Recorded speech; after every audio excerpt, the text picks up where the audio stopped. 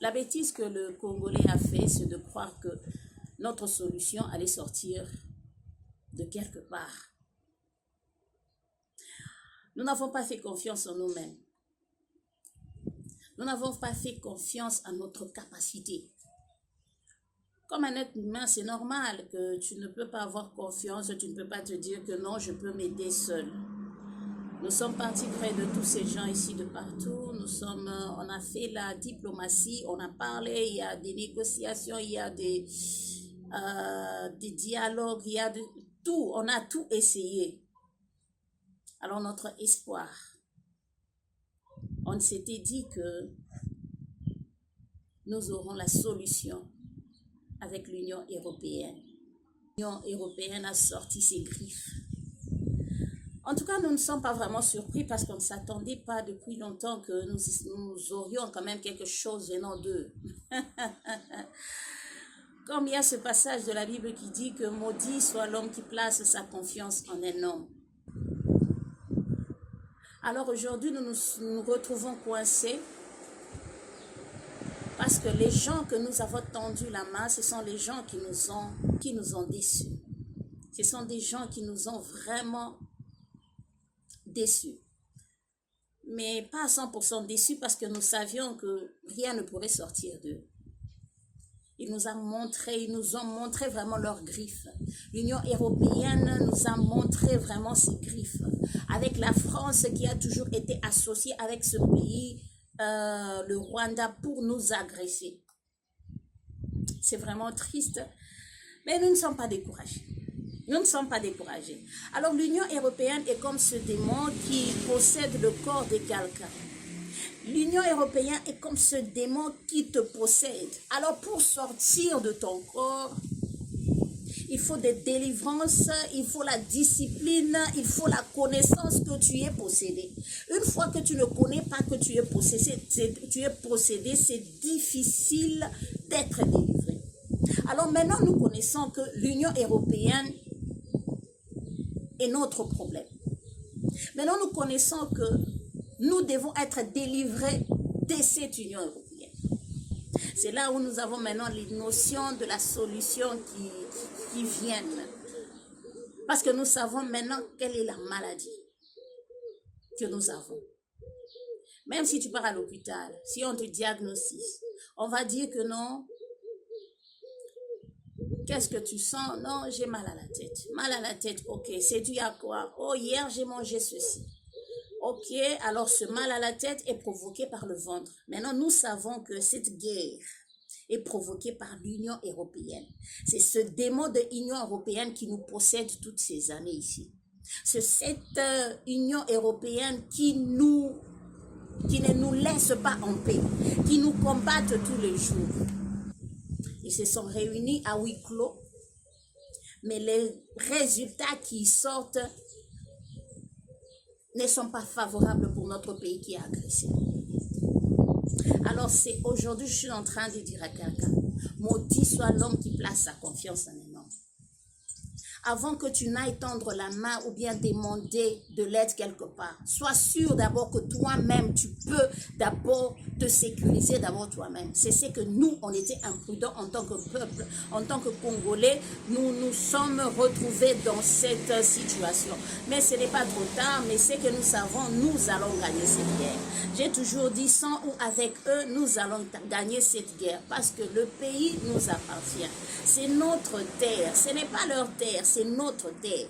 Alors nous n'avons pas à nous fier seulement à eux, à leurs décisions. Nous-mêmes, nous devons d'abord nous prendre en main. Nous-mêmes, nous allons d'abord nous prendre en main. Et après, pour se faire respecter, il faut que toi-même, tu te respectes. Nous nous sommes fait humilier, oui, on accepte. Maintenant, il est temps que nous-mêmes, nous puissions prendre conscience. Parce que nous n'avons personne. C'est notre maison. Nous devons d'abord nous battre pour notre propre maison. Il n'y aura personne qui viendra. Même le voisin, s'il te trouve d'abord faible dans ta propre maison, alors il ne va rien faire. Il ne va vraiment rien faire. Mais il doit d'abord te trouver avec des bases, avec toi-même les forces de défense. Alors l'Union européenne nous a abandonnés. L'Union européenne nous a rejeté la République démocratique du Congo. Ça, c'est évident. Ça, c'était vraiment prévisible pour tout un chacun. Nous savions que ça allait déjà arriver ainsi. Alors, il y a un autre problème. Notre président, il a peur du sang.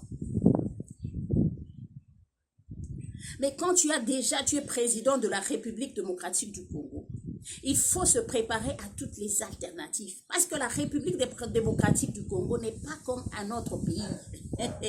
La République démocratique du Congo, c'est le centre de tous les problèmes et le centre de toutes les solutions. Alors si toi, tu es au pouvoir et tu es en train de te dire que non, je ne veux pas le sang. Alors retournons dans le livre de Genèse. Dieu, quand il a créé le monde entier, il a créé par la parole. Mais quand il est arrivé à créer un homme, un humain, il s'est sali les mains. Dieu s'était dit que non, pour cet homme, pour la vie, la survie de l'homme, il faut que je me salisse les mains. Dieu était là, il a touché la terre ou quelque chose pour former l'homme. Pour te dire que quand si c'est pour les vies humaines, si c'est pour le peuple, si c'est pour un humain, un être humain, tu dois te salir les mains. Tu n'as pas besoin de parler, tu n'as pas besoin de négocier pour sauver la vie humaine. C'est comme dans la médecine, si quelqu'un a vraiment l'appendicite, ou si quelqu'un veut accoucher, ou si quelqu'un veut, il y a un kyste, alors cette personne doit passer par des opérations. Alors les médecins doivent se salir les mains pour aider la survie de la personne.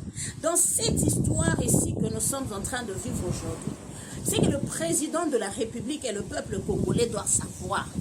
Nous devons nous salir les mains. Ça veut dire que s'il y a les sangs à verser, les sangs doivent couler, les sangs doivent être versés. Si toi, le président, aujourd'hui, tu refuses, tu te dis que non, je ne veux pas toucher les sangs, parce qu'il y a beaucoup de morts.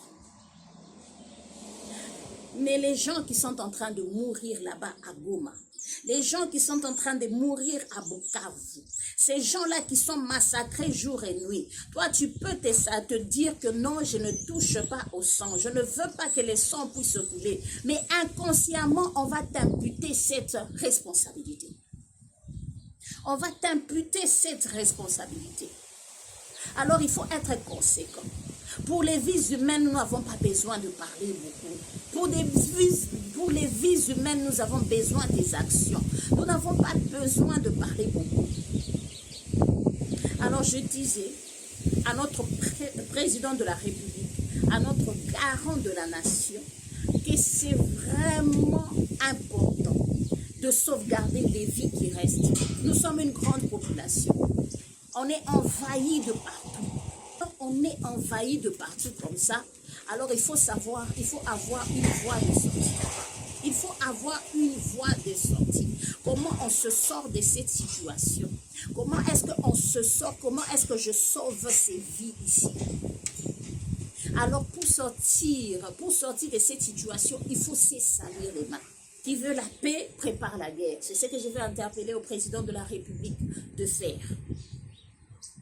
Ne tenez pas compte que les gens vont dire qu'ils sont morts. Nous sommes déjà morts, plusieurs. Nous sommes nombreux, nous sommes en train de mourir jour pour jour. Ce n'est pas votre décision qui est un peu lâche de dire qu'on ne part pas à la guerre parce qu'il y a des gens qui souffrent. Non, non, non, non. Alors nous sommes prêts à affronter ce monstre qui est en train de dominer notre pays. Notre président de la MRC, Jean-Pierre Bemba, il est en train de faire la tournée, continue sa tournée. Il était parti d'abord du côté de Ouélé, il est en train de faire, à mobiliser les jeunes, les Congolais conscients de sauvegarder la terre, d'aller s'enrôler dans d'aller s'enrôler dans l'armée pour combattre cet adversaire qui est en train de venir nous envahir. Comme vous êtes en train de le voir, il était là. Il est là en train de faire le tour. Pour dire que dans la vie, même si vous êtes abandonné, même si vous vous sentez que vous êtes seul, il y a toujours quelqu'un qui sera là comme béquille. Jean-Pierre Bemba est devenu comme une béquille pour le président de la République, parce que le président s'appuie aussi sur ses capacités.